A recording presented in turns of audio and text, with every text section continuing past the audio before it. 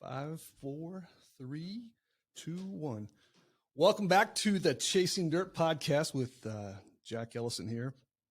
Looking to get started with, I guess, my second episode here. Looking at a man that I worked with for about 3 years, I guess. So welcome over. How are you, sir? Good. Thank you for having me. I appreciate it. Introduce yourself to the group. Yeah. So hello, everyone. My name is Conor Clifford. I'm currently an account executive for Eastern Bag and Paper, Division of Imperial Dade. You and I worked together for about 4 years, 3 years, actually. Yeah. I think we've known each other probably for about four or five. Yeah. So as vendor reps. Yep. Scary. Yeah. You were at Nilfis when I met you, the first time. I guess you were there for a number of years. Yeah. I was fortunate to be there for about 3.5, 4 years. Yeah. Yep. I bumped into you and we kind of did some damage together with sales and service and all this stuff, really innovative stuff. I respected you the most because you came in sharp and aggressive. You know, I had Rex Moon. We'll talk about him a little bit on my first episode of my podcast. But you guys remind me a lot. You're kind of that generation coming in that's kind of making a name for yourself. And I think with the Imperial Dade acquisition of EBP, big things for you. So, but tell me at a high level, how did you get into this business? Yeah, sure. So great question. One of my jobs first coming out, I worked for Grainger Industrial Supply. Was kind of just a territory manager going out hitting the streets. Obviously Grainger sells plethora of products, pretty much anything. We sold Christmas lights at one point. But one of my focus was, the janitorial side, medium to small businesses, mostly manufacturing, industrial space, ventured out into some others, but really fell in love with kind of that space. I saw, hey, there's an opportunity here to grow my knowledge and kind of be a subject matter expert and be that resource that, that company really needs. Obviously, the safety was also big as well. So I kind of worked there for a little while, got my feet into it. I left. Became a vendor for a kitchen cabinet company. No kidding. You meant to switch from so I went to, from the distribution over to the vendor side. Loved it. Loved that side of it.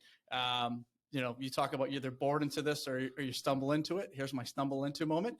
Guy called me up when I was working for this company, for the kitchen cabinet company. And he said, hey, you want to go sell vacuums? And I said, no. I don't want to go door to door to sell vacuums. Sure. That's not my thing. I was like, no. And he explained that, you'd be working more on the commercial side, working with scrubbers, extractors. And that was, to me, I was like, I don't know what you're talking about. But the challenge is to open new doors, get new business, feet on the street. But the biggest part of that job was to build relationships, just like it was for the previous job. And I was like, okay, this could be something, pretty cool. So made the switch and I fell in love with it immediately. Gave me a book of business and they, went to Nilfis company. They basically said, you do with it what you want. You go, here's your territory, here's your dealers, kind of like the cabinet company. Sure. But, coming into it, I kind of noticed like, hey, looking around, I'm kind of one of the younger ones here, so I got a great opportunity to kind of make a name for myself early on. And at my Nilfis days, I was super fortunate to have a mentor there. And I know we all always talk about that one person or, gal or girl that makes an impact. Man by the name of Rich Radicke took me under his wing. Yeah, good guy. He'd been with Nilfis for, almost probably 20 years in the industry for more. Took me under his wing. Taught me more about life than he ever did about scrubbers and vacuums and extractors.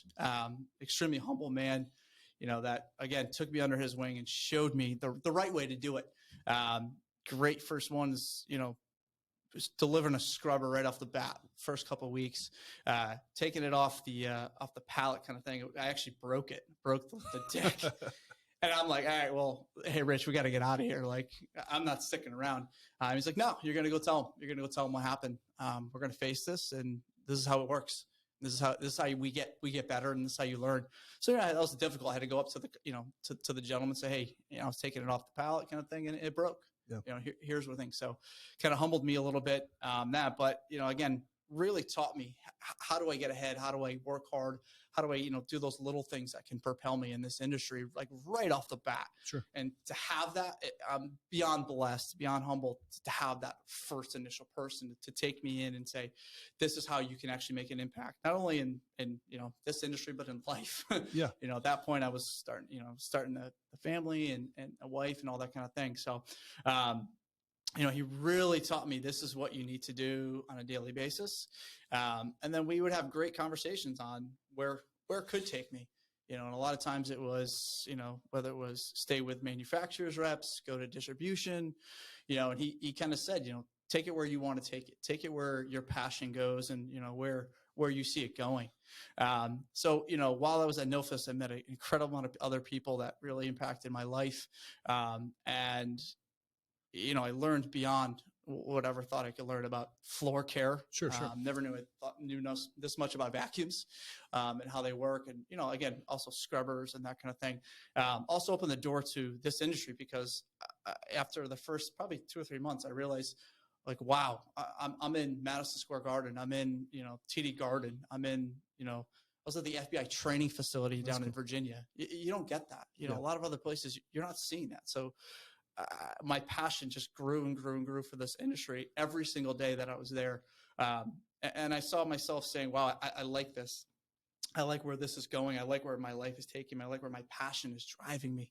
And, people that know me, me, I'm a very passionate person about that. And so it just grew and grew. And my wife would, look at me when I come home and she's like, well, why do you get so excited about this? And I say, it's the impact, it was the impact that I was making on that. So I was going along. Nilfisk was great. I was thinking about, okay, where do we go from here? Where do I go with Nilfisk? Obviously 2020 hit and the pandemic hit. For me, my life changed dramatically. My wife blessed me with twin boys. Congratulations again. Thank you. And third on the way. So congratulations thank again. you very much. Again, she's the hero. She's the hero of the bunch. But so twin boys came March 6th. Most people who are obviously here in Connecticut know kind of that was the beginning of the shutdown. Sure. So unfortunately they were, had to go to the NICU at the hospital. They spent about 45, 50 days there. First day I was there, and I had training previously with Nilfisk, fortunately with one of my vendors, Eastern Back, my current employer, Imperial Dade. And I was privy enough to take the CMI course, the 2-day, 8-hour course. So I kind of knew some other things, just floor care. I knew disinfecting, how to clean, the basic knowledge that I think we all should need for in this industry. And the first day, my kids are sitting in the, the NICU, and guy comes in, he starts to clean. And within that about an hour period, he made 14, I counted 14 mistakes. And so, my wife is, she's nudging me like, just be quiet. Don't say anything. Don't say anything. So she's giving me the nudge, and I'm like, wow, this is it. Like this is my calling. This is it. And so, I had to make a tough decision. Can I make an impact? And I didn't say to that person, hey, you're not cleaning that toilet, right? You're not cleaning that mirror, right? I didn't. I had a conversation later on at that hospital, and kind of took a side note. I was actually able to go back to it and talk to that one person and be like, hey, by the way, I appreciate, you keeping me and my family safe. That was a pretty cool moment. But so that was my calling, and that was a hard decision. So I made the decision to leave Nilfisk and go to the distribution. And some people say, well, why would you do that? Now you have to deal with, end user customers. You have to deal with the phone calls directly to you instead of the, the distribution reps. And my answer is the impact. I saw what an impact I could make more on the distribution side, and nothing against Nilfisk, nothing against them. They were great people, but my calling was on that distribution side. And again, one of the best decisions I've made, and every single day now that I get to go out and make an impact, and really teach, the right ways of cleaning. And again, we'll get into it. Man, that's bar none. I love what I do. Well, I appreciate the overview. The question I have is like, let's just wind back. And part of this whole podcast today is this is chasing dirt. This is just talking about the industry in general. We're not sitting here talking about products. We'll talk about products, but it's really about the business overall. But if you dialed back your career to the Grainger days, takeaways from there, you kind of cut your teeth a little bit into Jansan. I've often said that if Grainger ever got serious about Jansan, they would be a force to be reckoned with. But, the reality is if you look at what they're shipping, their whole business, again, this is my naive viewpoint of it, is MRO supplies, small packages, high margins. You throw a case of toilet tissue on, that's 5 cases they could have had at, 50% margins on 20 boxes of widgets. But the thing I admire about Grainger is the depth of product, the range of products. I've tried to hire a few people in my careers, my career with Spartan, my career with EBP from Grainger, and it's tough. They do a great job, and that's kind of what we're going to talk about in a little more depth today. But just hiring young, aggressive, kind of, full of, piss and vinegar, lack of a better word, that are just willing to kind of march through 15 different walls a day to make things happen. And what was your takeaway? Is your time there at Grainger? Yeah, good question. Easy for me. It's the training. Yeah. They have an extensive training program from day one. They're not going to just throw you to the fire and say, good luck. They're going to train you, whether it's on certain categories, whether it's, janitorial, safety, whatever it may be. It's training, and it's funny when you say, the Grainger, you try to hire people, there's certain companies that, as a manager, you probably look for. And that's one of them. And another one probably is enterprise. Yeah, It's no, the absolutely. same thing. If you ask an enterprise person, well, how do you do it? It's the training. Everyone comes back to training. And again, I speak from my personal life. My wife worked at enterprise, and she loved the training. And it was the same with me. That was one of the greatest things I ever had to experience at Grainger was the training. They match you up with higher levels. They match you up with, senior account managers that's saying, okay, if you want to get to here, here's how you do it. Here's what I did. This is what I recommend, whatever you want to say. So the training from Grainger was key. And it's both sides to that for me. Yeah. It was, okay, how do I receive training? But then how do I give training? Absolutely. And for me, that, again, talk about eye-opening experience. I had my first manager was beyond good. And, the first couple of weeks, you're getting into it. How do I do this? How do I make a name for myself? How do I make money? Sure. But how he went about training me was again, it was great. He got to know me before he got to know what I wanted, what I was trying to sell. He knew what I was going to sell. He knew what we had. But he showed me, hey, how do I get to know that person first to know what drives them? Well, that's the interesting thing too. As I travel around still, you bump into these little pods every morning, like around 7:30 in a coffee shop somewhere in a local market. And, there's 10 Grainger vehicles parked out front and they're all having their team huddles before they actually divide and conquer. And I always admired that. And I think that's something I'd like to talk about. Rex talked about some of this training within GP that was pretty next level. And I think that's the thing that always got me. If you look at the typical Jansen industry, and again, this is not a ditch against the Jansen industry, but you just said it. When you hire somebody, what do? Okay, you go through some training. You maybe follow them out to a manufacturer here, a manufacturer there. You may pull some manufacturers in and say, hey, let's go through an hour of training on your products. And, a week later, you say, go out there and start knocking on doors. And I'm positive that's not the most effective way to go about it. But it's the way that our industry has performed in the last 50 plus years. But that kind of pod, that camaraderie, that teaming, that pairing. And again, we tried that EBP as well. And I'm not sure if Imperial is still doing it, but that pairing of a senior person with a junior person is lights out, just for the simple fact that you have someone to rely on. It's not you just being thrown to the wolves. And the reality, I've traveled enough around and worked a lot of manufacturers as well as distributors, and within 12 months, somebody's going to make it. It's going to be in that 12-month period, maybe 24 if you're being really generous.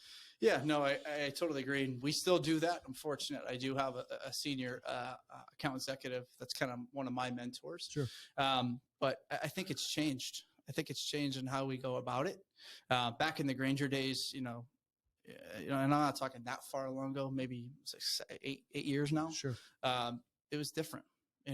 We had technology, we had our phones, but you still had to talk to people. You still had to face-to-face say, hey, you got through small talk first, which I think is extremely important first, because we're colleagues. And then, okay, well, how you doing?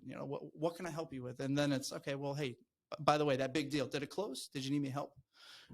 So I think building that trust is different these days and how we go about it. And I think COVID changed that. And I think, we've gone to a digital age, which great, phenomenal. People have more flexibility, all this kind of good stuff, whatever.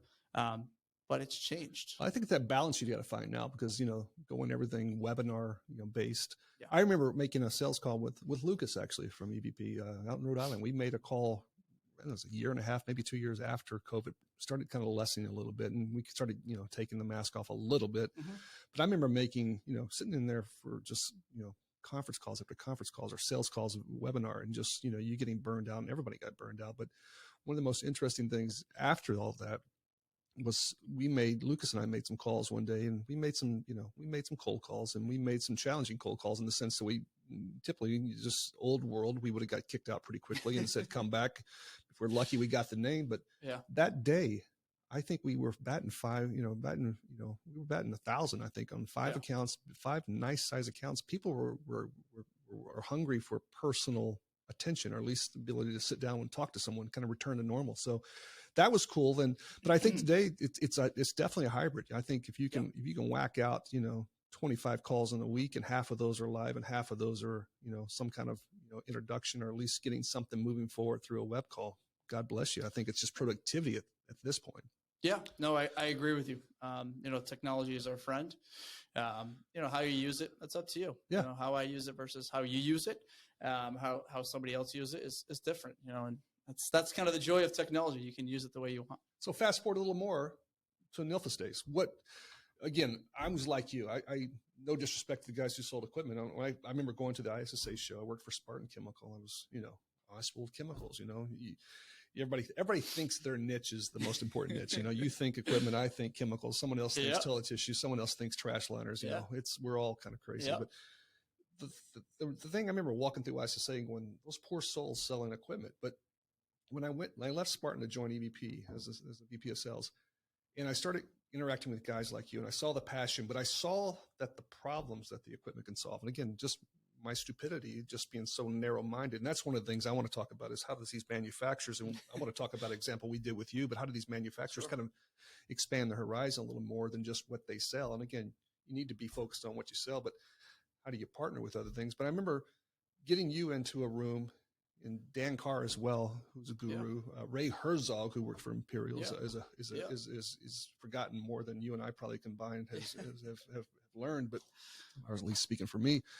But the technical side of that whole piece of just, it's not only the chemicals that go in, and it's not only the process, the procedure, the people, all this stuff, but it's the mechanical side of the whole equipment side too, that I was like in awe about.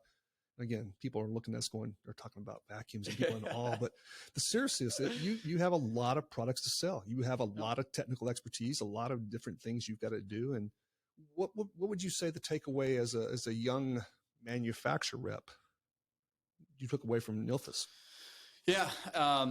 Resources, probably. We rely on people, again, the Rich Radicke's, the Dan Carrs of the world. I can't thank them enough. Their mentorship means the world to me, and I'll forever be in their debt for that. But I would say just the resources, right? So what I wish I learned earlier. And so again, once I kind of got out on my own and I got away from Rich, and I realized, I am on my own again, just like a chemical rep. Sure. You're on your own, right? There's no one to turn to in the office, or no one you can call somebody, again, that works. But I wish I learned earlier that there's other people like me out there. There's other people like Rex, like you, like, a Jesse. And so once I learned that, right, that world opened up. And so one of my big takeaways, and I'll tell this, and I would tell to, the Nilfis, the Tenants, Minutemans, all those stuff. When you hire a new rep, make sure you give them your product and make sure you have a training thing.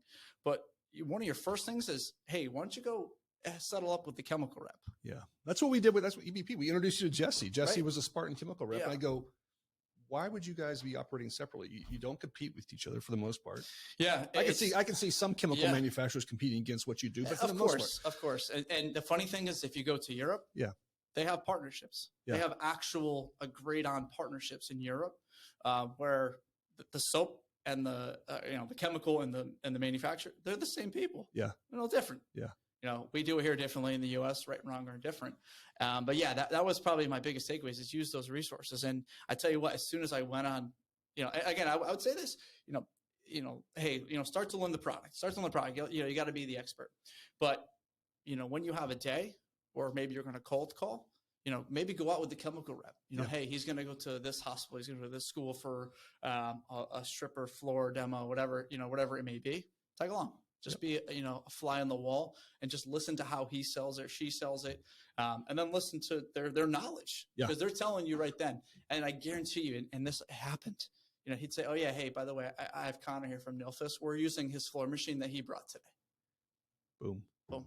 So again, but it goes back to that people thing. It's got to be people. It's got to be people. I said the same thing. This is probably a stupid analogy. I think it is somewhat of a stupid analogy, but I like it. So maybe it's not stupid. But, there's a lot of lone wolves in this business. And Sure. especially, I'm at my age and I'm on the twilight. I wouldn't say the twilight, but I'm Sure. toward the end of my career versus you're more on the front end of your career. I appreciate that. Yeah, I feel it. You don't. But I told guys, I go, listen, again, sales is just, it's a numbers game. It's a focus game. It's an attention game. It's kind of, it's a lot of different games going on, but at the end of the day, you've got competition out there. But going back to those resources that are available to you, whether in your company or outside of your company, I use the old analogy of, if I ask you to go out and cut 100 trees down and I gave you an axe or a chainsaw, what are you going to choose? Yeah, chainsaw. Wow. It's quicker. Okay. I gave you an axe or a chainsaw, or I gave you just yourself, or there's 25, 30, 40 people behind you that could also help you. What would you do? I get those 40 people to help me. I go, well, why aren't you doing that today in the business? And that was kind of one of the things we talked about with you and other manufacturers is you're not competing against each other. Yeah. You run in similar circles, you're crossing paths. He's probably got 10 names that he can give you, and you've probably got 10 names he can give to you. Multiply that across 5, 6, 7, 8, 9 different manufacturers. All of a sudden you got scale and leverage. And that's huge. So sit there and go out there and knock on 10 doors, or make one call with one manufacturer and make friends with the guy or gal. Yeah. And I'll give away a secret. So once a month I have a call with a chemical rep and a machine rep. Nice. Once a month we have a standard call. The three of us, we chat. Sometimes it's just, hey, how you doing? Recently you had a kid, how's it going? They feeling okay? All that kind of stuff. But majority of it is, hey, where were you this week? Where were you this month? Hey, did you follow up on this? Hey, I just got this, and the funny thing is I kind of got it together. I kind of made the thing happen, but I do the least amount of talking now, but I get the most out of it. Yeah. Because now I have my equipment, my equipment guy and my chemical guy talking, and I'm just sitting there taking notes. Now I'll challenge you to expand that by 5 different manufacturers. Correct. So, and I think, but again, it goes back to the communication. It goes back to the people aspect of, and it goes back to the training. Imagine if, as a manager or, like yourself, like you implemented, which I think is great, but imagine, you're hungry and you're coming out, and that's the advice you give instead of, hey, just learn the product. Yeah. Here you go and learn the product. And again, that's not a bad way, but I think, and we talk about how this industry is almost stuck. And we're sitting here in this where, well, that's how he did it, or that's how she did it mentality. And we're getting out of that. I think we are. But those are the things that we need to talk about. It's across the training. It's across the board. It's training, whether it be the end user, it's the training, whether it's the manufacturer, it's the training with the shipper. It's tribal knowledge. You're a bunch of guys and gals sitting around beating a drum. This is how you do it. This is how you do it. This is how you do it. And no one ever steps back really and thinks, is this truly how you should do it? Okay, this is how we have done it, but is this how we should do it? So I think, I mean, I don't know if I talked to you about this or not, but I've talked to a couple people. One of my friends that I'm working on this project with, the whole Chasing Dirt, and James O'Neill is a great guy as well. But I think the training modules out there, for manufacturers, it's all about product. And we're working on a little module that, if I can take a brand new rep, and I want to dive into this in a second, but take a brand new rep fresh out of college, maybe he's in his 20s, she's in her 20s, whatever it may be. But I think there's probably 10 things that I could teach somebody in a day and a half that would move their whole career forward 3 years. 3 years in two and a half days, 2.5 days, just simple things that you learn by time, not necessarily by lessons. Yeah. And I'm going to package this thing up, and I'm going to take it to every manufacturer and say, listen, you just hired this person. You put a big investment on them. You want them to get to 0 to 100 as quickly as possible. This is one step of how to do it. Yeah. And it's simple things. It's not complex things, but it's just, as you know, whether you succeed or you fail as a manufacturer rep or as a distributor is really in the details. Yeah. In my opinion, it's the details. It's not the big things. It's not making sure the delivery shows up. Yeah, those are challenging days, some days, but it's those small things that matter the most to the customer. So those are things, but step and just put yourself in the shoes. We joke about it. I joked about it in the last podcast with Rex, but you either are born in this industry or you kind of stumble into it. I don't think I've ever met somebody that says, I'm going to college to sell bowl cleaner. I'm going to college to sell a vacuum cleaner, right? It never happens. Yeah. But if you're born into it, your dad says, your mom says, hey, you're going to be in the family business, whether you like it or not. And if you want to do it, you know, the good parents I've seen that owners or managers of either manufacturers or distributors, you know, they actually encourage their kids to go out there and do their own thing for 3 to 5 years. Yep. Fall on your face, get beat up a little bit, see what the real world's like before coming into the company. Because when they go out there and get that perspective, I think they appreciate it more. It's my old dad analogy of, if I buy you a car, son, you'll never appreciate it. You go buy your own car. But one of the things we talked about with GP and Rex was, how do you attract those college kids who are not thinking anything about a vacuum cleaner, about chemicals, or about toilet tissue, or about trash liners, whatever it may be within the space, even looking at a contract cleaner, you know, there's, in my opinion, they're sexier than we are. You know, they at least wear a tie. We're slubbing around, you know, trying to look like we're wearing a tie as we clean a floor. But how do you think we can attract these next generation people into this business from the start? And more importantly, that they see the value, they understand the value, and they embrace the opportunity that's in front of them. Yeah, it's you know, for our industry, I would say the $1 million question. And I think it's starting to evolve. I think we're slower than others, you know, and obviously the tech industry is going to carry that through. Sure. You know, I don't think anyone will deny that, you know, the Silicon Valleys of the world. It's a hard question. I don't have a direct answer. But I always ask when somebody asks me, like, how do we get more people involved, younger generations? You know, I always talk about the story, and you were there. I had the fortunate to be at West Point. Yeah. You know, I was at Nilfis, you were at Spartan, and we were standing there, and they're having their end of the year wrap up or beginning of the year. I forget which one it is. And I'm sitting next to my boss, and we're chatting. And I think it was a colonel gets up and starts talking, and it's a leadership, you know, kind of speak. And he's talking about how he went to West Point, did all his things. And the topic of millennials, you know, came up, and kind of perked up like, okay, well, my turn to shine. I'm a millennial. And he asked a question. He said, you know, what do you think the most requested, you know, what do you think they say is the most difficult thing, or the one thing they want the most? And I remember a gentleman sitting right in front of me, you know, an older gentleman, again, no offense to him. He raised his hand. He goes, oh, they want time off. They just want time off. Oh, and I chuckled, and, you know, my boss chuckled, and you actually think sitting near me, and I think you might have chuckled, and a couple others. And, yeah, and he said, actually, it's training. Yeah. You know, it's training.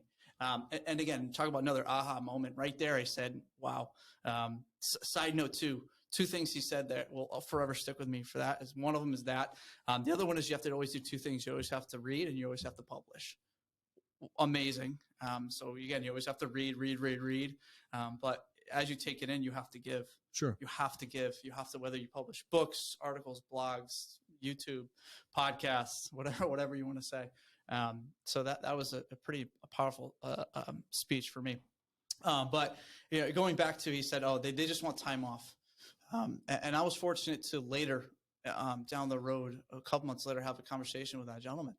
And I said, well, you know, why did you say that? That bothered me. You know, as a millennial, that's not just what I want. You know, why did you think that? And, you know, he went to his, you know, instant gratification, and we're lazy, and whatever you want to say about millennials, Gen Zs, you know, whatever you want to say. And I said, okay, well, have you ever listened?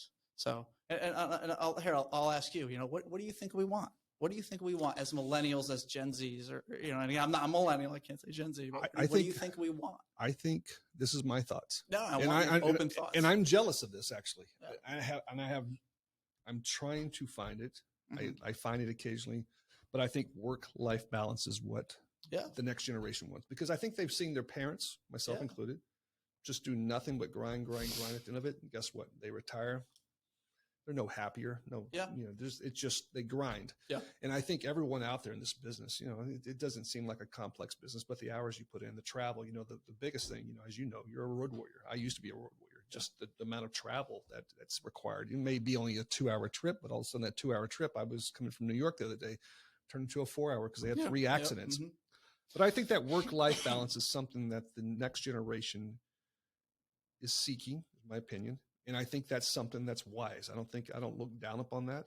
I think the only variable I'll have is that at certain times, because we are in the service business, whether we're a manufacturer, distributor, or even a contract cleaner, or whatever it may be, is there certain times you got to go above and beyond things that you don't want to do. And I think that makes a difference between that certain rep that has that whatever that quality is versus those reps who don't have that quality. And the ones that succeed and don't succeed. You can't let it suck you down too far because you can't be the gopher for every request you get. But those defining moments also define your career, I think, and your reputation within the business. Because that's, if you think about it too, that's the one thing you have is your reputation. It's not, I don't remember anybody, well, he's got the lowest prices. Yeah. His reputation, he does what he says, or she does what she says. Yeah. She's going to do. So I think that's the one thing. I will even confess, I get frustrated at some young hires I've had in the past.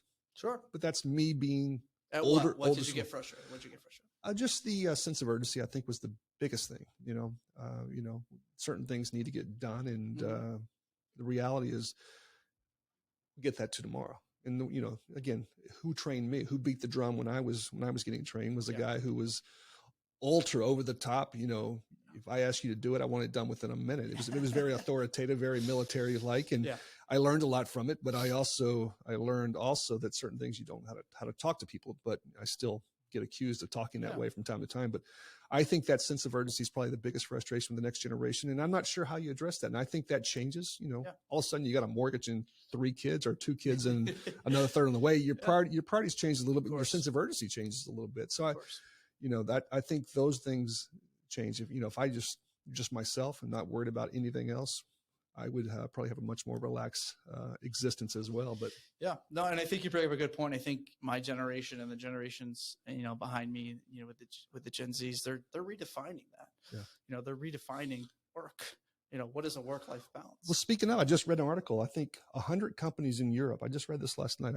I saw it, and hopefully it's true. I hope it's not fake news. But 100 companies in Europe are moving to a 4-day work week. Think about that. Yeah, I think I saw the same thing. Think about that. Again, that's going to be hard to do as a service company. And again, working from home, how do you prove, again, I get certain aspects of it. Sure. I embrace it if it comes. I think it'd be awesome because, quite honestly, what do we spend Saturdays on?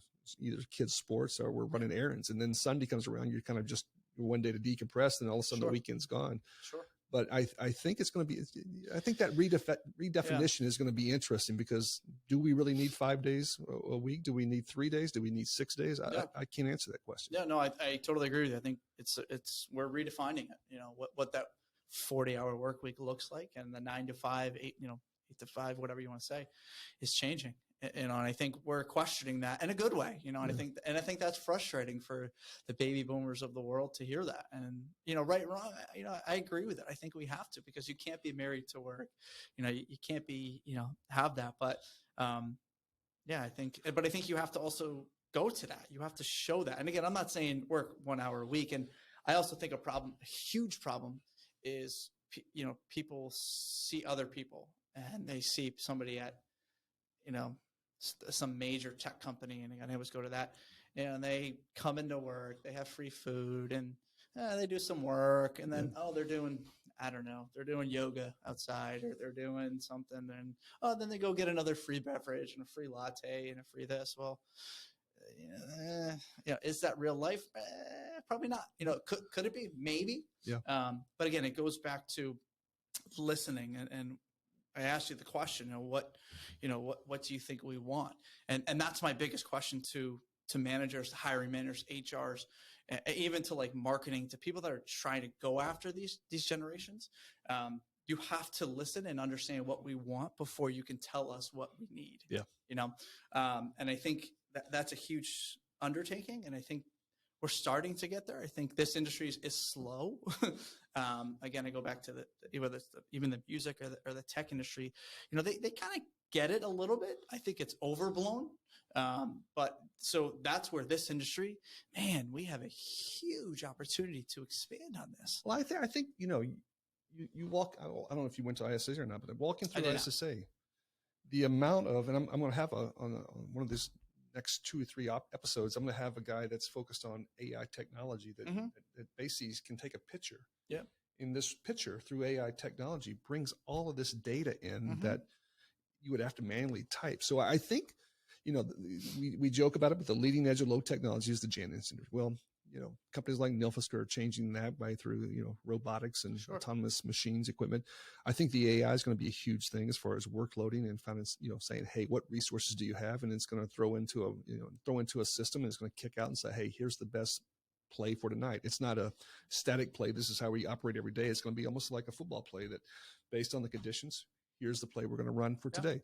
So I think there's going to be a lot of interesting opportunities, even Rex with the internet of, IoT restrooms, connected restrooms. Yeah. Very cool. So but I think all of this stuff is going to start to come together. So there'll be basic, here's how you scrub a floor. Here's how you, operate a vacuum correctly. Here's how you do this or that.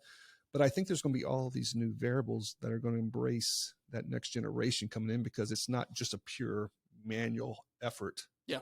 Like maybe I grew up in, and maybe a little bit of what you grew up in. I think it's going to be a combination of technology. Sure.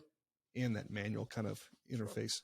Yeah. And I think the funny thing, I have a kind of a slight difference in opinion when it comes to technology, and even like so I'll use the autonomous robots because I know that from, autonomous robots for floor scrubbers.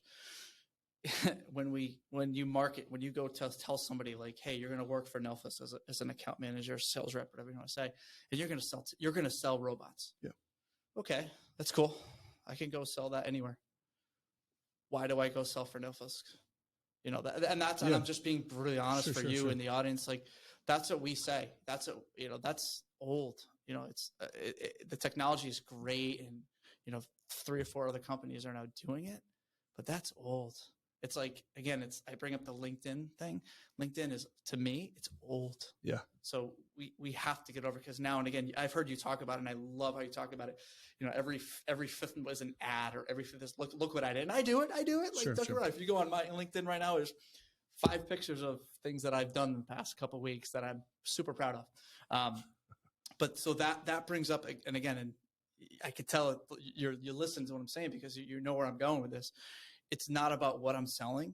It's the impact that sell has, or that product. And I don't like to, I hate using that, but it's the impact that has. And that's what our generation and my generation and Gen Z, that's what we like. Yeah. We don't want, look at me, I sell robots. No, it's, hey, I sold today. I put this, I gave this hospital 4 hours back so they can disinfect. Sure. So they can properly clean the NICU where babies and families are struggling. Let's take that around, because that ties in with what Rex was talking about. And again, you think about distribution jobs, you think about manufacturing jobs. They post a position, right? For the most part, we're looking for a regional manager. We're looking for a territory manager. We're looking for a purchaser. We're looking for this. We're looking for that. And it's kind of like, okay, I've done that in the past. I think I can do this. Let me interview. Let me throw my name into the hat. Yeah. But the whole GP model too, and I think there's not just GP doing this. Other companies are probably doing this. But that round robin, I don't know if you heard about. Yeah, I heard. Yeah, I heard him talk about that. Pretty cool. I think that's the way to do it, because there's nothing worse than you hire somebody. Again, we've all seen it. You hire somebody, great person, go get her, but after about 6 months, they go, this is not really my passion. And how do you avoid, you've just lost 6 months trying to find somebody, 6 months getting someone trained, all the energies, and all of a sudden you've got to start all over again. Again, this is across the board. But how could we, and again, we investigated EBP, and I think the acquisition kind of put that on the back burner, but how do we put somebody into a position and kind of do the round robin and just make sure that, hey, we'd like you to end up here. Yeah. But there's 3 other slots that you might end up in based on what you think is the best fit for you. And again, I'm not about you, but I've got ADD, but it's kind of like your taste changes every 7 years. And what I'm doing today is maybe something I don't want to do in 3 years from now. That's a realization as well. But that's part of that whole progression path too, is given that direction that maybe you said that Grainger provided some direction. I think other companies as well. But have you seen any companies successfully implement a kind of a round robin type? Let's try in different spots and roll with it. I mean, I have a little bit. I mean, I haven't seen anyone implement it where I can, I've been directly affected by it.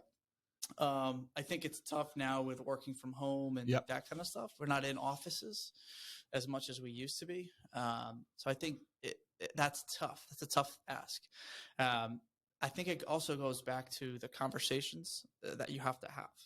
So if I'm a hiring manager or you're a hiring manager, you have to have an open conversation with that person, and they have to be open to do that. Yeah. But you have to find out, again, you have to listen to what they really want and what they really are looking for. That's the catch. And that person has to be honest with you. It's almost like a relationship. Sure, Hey, sure. I want you to be this, I want you to be that, and that, but I want you to be this as well.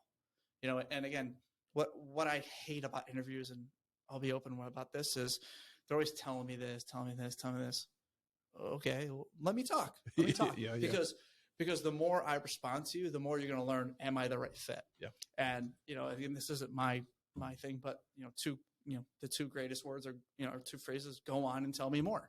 That has to be that open conversation. You have to have that, and you have to say that. And, if somebody's open to that too, they have to have patience. And that's what I think, a big thing for Gen Z and millennials is you have to have patience.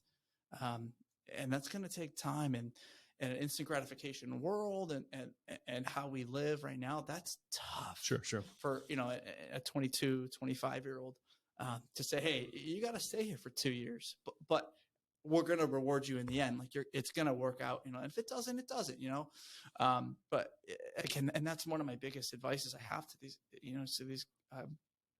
guys and girls coming out of college and whatever it may be. It's have that patience. You have to have patience to go through it, and kind of, walk the mountain. But here's, which I always lead into this great thing is the Jansen industry offers you that. Yeah. And I tell that to people. You don't have to stumble in or be born into it. Most are, and you're 100% right in that. Every building service contractor that we've ever probably met said, yeah, my dad owned the company, my mom owned the company. They started this company whether it's a restaurant or whatever. But right now it is a great time to get into this industry. And I challenge those companies, even, the GPs, the Imperials, to tap into that the right way. And I think I have some pretty cool ideas, and I can help. So if you may reach out, but you think about this. So we talked about this. You listen to what we want. We want to make an impact. Okay. So day one, let's say you're a sales rep. I hire you as a sales rep. Day one, you make an impact, because day one, you walk into X hospital, you walk into X school, and you're making an impact. Yeah. You feel that's what we like, because we grew up. This is just the way we grew up. We were told we were special. We told everyone gets a ribbon. Different conversation for a different day. But that's what we feel. So again, that's what I felt. When I walk into a school, I know I'm doing. I know I'm doing good. I'm helping. I'm helping train the staff. I'm showing them something that is going to help keep kids safe, keep kids clean. I'm going into hospitals saying, hey, we're keeping your patients safe. We're keeping them, by cleaning, all that stuff. But that's impact. I talked about patience. Right now, you probably don't even need that much patience. Give me 2 years. I always say that. Give me 2 years. Look at myself. I'm 34. I spent 3.5, almost 4 years at Nilfisk. I wish I started when I was 22. Absolutely. Imagine if I started, as a 25-year-old, 26, obviously 30-year-old, and you have 4 years experience right now in this industry.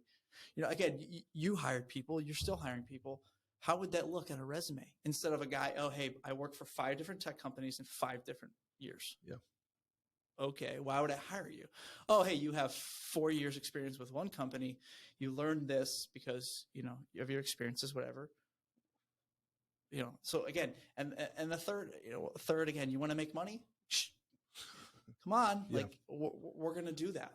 There's plenty of money to be made. And again, the great thing I think with with my millennials and Gen Z is like, we're kind of, again, we all want to make money. I'm not trying to downplay that, but we're kind of overlooking that a little bit and saying, I can make an impact on the world. I can do such good. And yet the money will come. The money will come. Sure. And I think that's why so many of our generation are being entrepreneurs.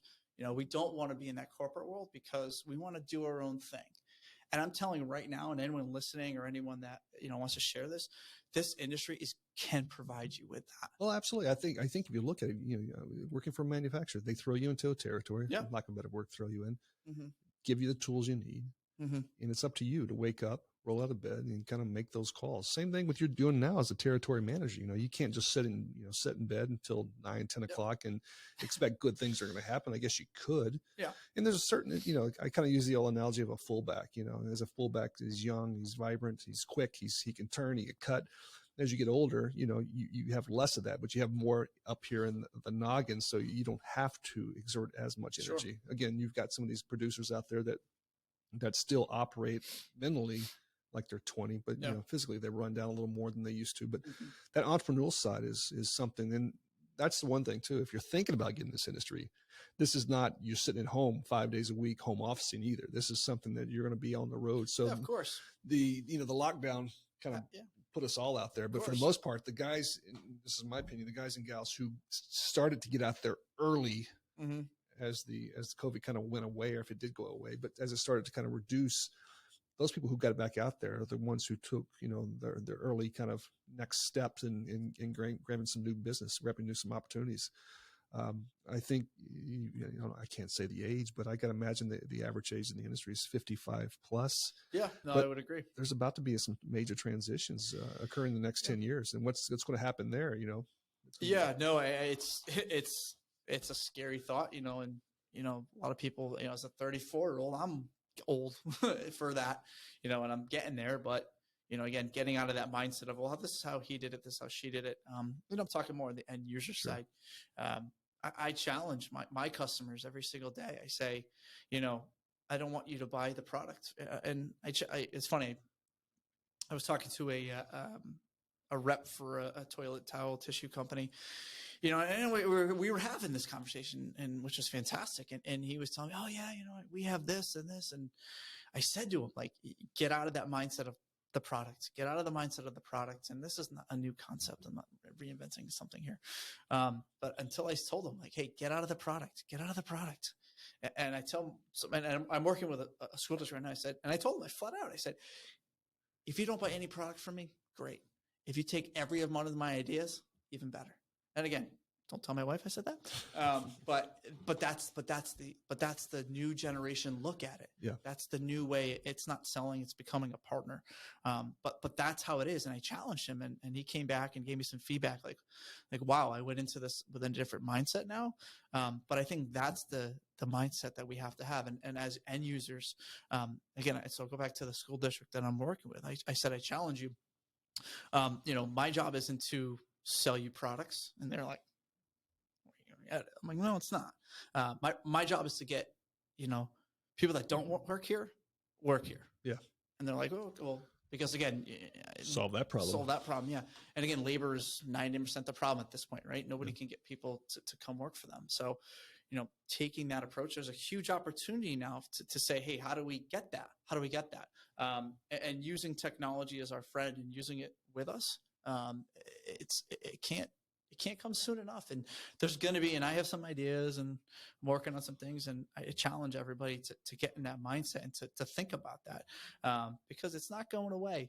20 years ago, even 10 years ago, if you were my boss and, let's say I was a custodian at a school and you say, hey, no phones, and put my phone in my pocket, sure, or I left it in my locker. It doesn't happen. It doesn't happen anymore. I have to have my phone on me. It is what it is, It's part of it. Yeah. And there's a great person that I listened to, and he did a test with a class, and he said, everyone take out your phone, put your phone next to you, slide it down the row. And he talked about his speech. And at the end of the speech, he goes, how many of you are worried about what's on your phone? And like almost everyone was like, he was a freshman college guy. Everyone was like, yeah, that's me. So again, we have to embrace it. We have to embrace it. And how do we use it to our advantage? Kids want to go on in this TikTok challenge. It's still happening. Why don't we combat it? Combat it with something. Reverse. Who has the cleanest bathrooms? Yeah, there you go. So again, and and again, you laugh, but I tell people, so they're going to have their cell phones on. I mean, again, it works with certain markets, and I'm not saying tell people to walk around taking pictures of everything they've done, which, by the way, we already do. Yeah, people already do that. Absolutely. Look at this, chicken cutlet I just ate. Cool. But challenge them, and have a resource, or I shouldn't say have a space, CleanSquare, where they can do that. And again, that wasn't pay. He didn't pay me to say that. But have a space. And so I challenged the school district. I said, let them have their phones, for the people that want to participate. Again, totally optional. Have a space where they can show you that, where, the supervisor, the manager doesn't have to go into, I'll use the bathroom because we all go to that in the janitorial world. You know, they don't have to go and, oh, everything looks clean. They don't have to. Yeah. Hey, you know, hey, Jack, or hey, Connor, send me a picture.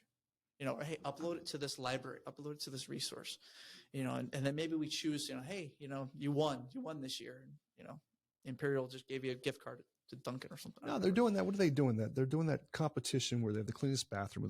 It's Cintas, I think it is. It's actually a very clever marketing program. Yeah. You know, we talk about, you know, the most important people in facilities, and the most undervalued people in facilities is the clean crews, and they don't appreciate them enough. And they don't say it, but go a week without a bathroom clean, go a day without a bathroom clean, go a day without a cleaning. It's amazing. And I think that's the one thing that I've learned in the industry is that, you know, these people are in this job because they have passions about it. Yeah. I think the other thing is too, I tell people all the time when I'm doing training, I go, you know, if they seem upset, they seem kind of defensive, maybe their arms are crossed like mine are right now, but I go, what's going on? And the reality, they said, well, I don't want this job. I'm stuck in this job. And I'm going, is it paying what you need for it? And he goes, yeah, you know, she says, yeah, enough for right now. But some of the best people I've met started at the ground floor. Yeah. You know, whether it be a sales rep, being a driver. I'm not saying the ground floor is a driver, but I would never assume when I got into this business that some of the best salespeople I ever met would be in operations or be a driver. But they start to see what happens at the customer. You know, some of these drivers see the customers more than they actually, you know, than the reps see the customers. Yeah. And they see that ground floor, what's good, what's bad. Same thing with a cleaner, ground floor, what's good, what's bad. And as they work their way up, there's the opportunity. Who says you can't start your own company? Who says you can't go out there and be one of the top sales reps? Hell, there's a sales rep at EBP. You know, Scott, you know, he's a phenomenal sales rep and just cranks through the numbers. And that's where he started as in driving a vehicle. Yeah. And, you know, I'm fortunate to meet a lot of, you know, very interesting and humble people and just phenomenal. I don't know, you know, better word, phenomenal, that people with so much love, you know, I mean, you know, when I got into searching, I'm like, I don't want to clean a toilet. I don't want to clean the floor. Like, and that's how we view it. And just yesterday and what an experience I had is, you know, I'm in, if you check my LinkedIn, you'll see it. I'm installing a chemical. I saw that. Yeah. So, again, it worked. Buy for me. No. But so I'm installing it. It's a new building, you know, it's a new kind of thing. The architect is walking. You know, and again, he's savvy and, you know, he knows his stuff and he's talking. And I'm in there, you know, hanging my dispenser, you know, staying out of the way. And they come to the closet that I'm in and he's talking about the molding on the floor. Yeah. And the head custodian, the head guy is like, hey, you know, like, you know, that's it's messy. I don't like that. Yeah. Verbatim, he goes, well, it's just a janitor's closet. Who cares? Verbatim, it's just a janitor's closet. Who cares? Okay, well, what did you? And so I turned around and I said, "Did you not just go through what we just went through? We're still going through it. You know, these people that are going to be using this closet are some of the greatest people in the world, most hardworking people in the world. Show up when you don't want to show up." So I turned around and he was apologetic. He said, "No, I probably shouldn't have said that." But I said to him, I said, "You know, this building that you built, you know, like." You did a great job and all this kind of stuff. And the people that are going to be in this, and it was a healthcare facility, you know, I said, you know, think about if they said that to you, or think about, you know, their loved ones are going to come here because of this. And, you know, that person that's going to be in this closet, in their space, that's their space, you know? Yeah. So, they undervalue it you can't do it. So, and another great story that I recently happened to me is I was on the highway and I had to go to the bathroom, pulled over to a rest stop. And you know me, I'm walking through, I'm looking at everything because that's what we do. And I kind of noticed a couple things in the bathroom and I'm sitting down, I'm giving that away. Tell you what I'm doing. And I have my phone out. Disgusting. Sorry. I dropped my phone. It goes on the floor and it goes out under the stall to a point where it's in the walkway. Yep. I see it. I'm in my mind going, oh my God, I just dropped my phone on the disgusting floor. I can't reach it. I'm sitting, so I can't really do anything. And I counted 6 people that walked by. One guy heard it and saw it. I could see he was standing there. Sure. He saw it. Guess who gave him my phone back? Janitor. Yeah. Nice. And they didn't wait. They didn't wait, Jack. They didn't wait. They picked it up and they handed it to me underneath the stall. The things they've seen, that's nothing. Yeah, well, and so that's, you know, but that's, again, I talk about making impact, you know. I'll finish my story, but I was so humbled and I had so much love in my heart for that moment. And I got out and I thanked them, and it was cool that we had a little bit of a language barrier, which actually was kind of cool. But I asked, I was like, why did you do that? And he kind of told me in broken English, like, well, that's what I would have wanted. And like, wow, like that's something you don't get. And again, talk about underappreciated, undervalued. And so in that moment, I thought, okay, he's made the impact. Again, we go back to, you know, read and give. So I receive. Now it's my turn to give. And so I sat with him for about 5 minutes, and I said, hey, you know, right over here, you know, in the tile and grout, I would have done something different. I would have done this. And he was like, oh, like, wow. I went in there 2 days later, and the entire majority awesome. Spotless. That's awesome. You took the knowledge, you shared it. Yeah. He acted on it. And again, it goes to, you know, in that moment, I could have screamed and yelled at the 6 people that walked by, and I could have said, and again, that's just, you know, fortunately the person I am. And, you know, I could have done that, and I could have walked that way, and I could have said, hey, thanks, and I'll go by. But this industry has taught me that. This industry has says, no, stop, you know, thank you, all that stuff. But you've received training. You've received training on how to live your life. You need to reciprocate that. You need to give that back. And again, I talk to the millennials, the Gen Zs. This is what you can receive from this industry. And again, that may be very deep and however you want to say, but that's what this industry has taught me. And from my mentors to the impact that I've had on other people and the impact that people had on me. But, you know, if I was doing something else, maybe I would have, I would have known the tile and grout trick. But, you know, that's a great story that I'm going to share for probably the rest of my life to people that say, hey, you know, why do I want to go to sell scrubbers? Why do I want to go to sell chemicals? Well, I think that what you just summed up right there, this is a serving industry. You're serving, whether you're training, whether you're actually performing the work, serving's not bad at all. It's quite honestly, it's the humbling, it's the thing. But I think those people, I'm looking back as you were telling the story, I'm thinking about people who were successful that I've known in this business, and they sacrifice and they serve others. And I think, again, serving comes on multiple levels. Of course. You've met those reps, you've met those owners who are all about me, about just get me down to the lowest penny. I don't care what else you've got. I'm looking for I don't think they last. They last, but they're very short-sighted, and quite honestly, no one wants to work with them, and the reputation precedes them, whether manufacturer, distributor, end user, whatever it may be. So I think it's all good stuff.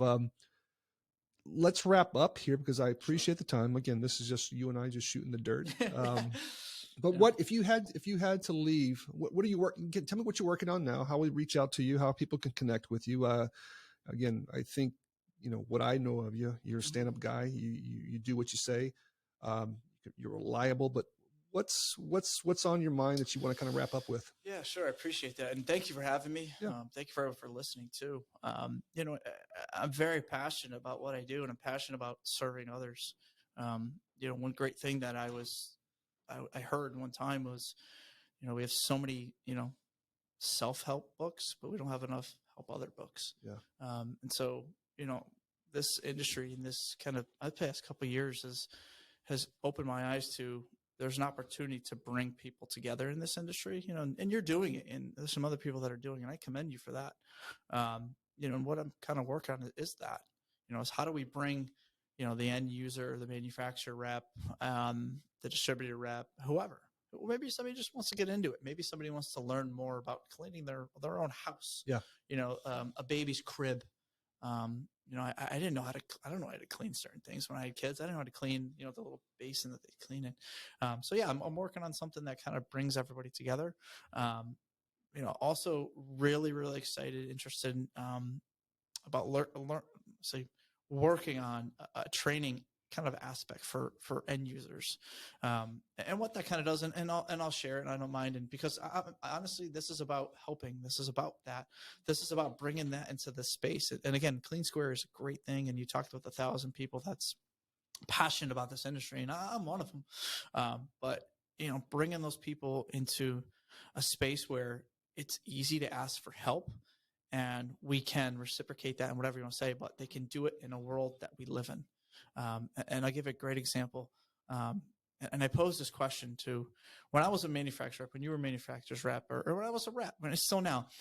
If I have a problem, I pick up the phone and I call my colleague, right? And they may have the answer, they may not. They may be in California, they may be in Connecticut, sure, Texas, whatever you want to say. In this digital world, I want to connect that end user to each other.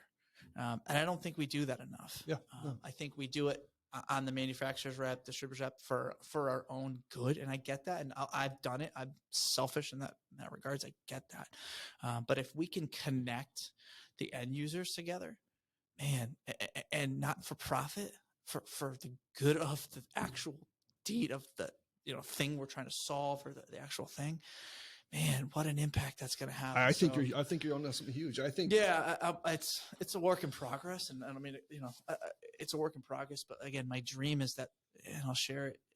Is why can't a custodian that's working 3 to 11 in Hartford Hospital here, he's got a problem with, I always use the bathroom. He's got a problem with the stain of the bathroom, tiling grout, whatever you want to say.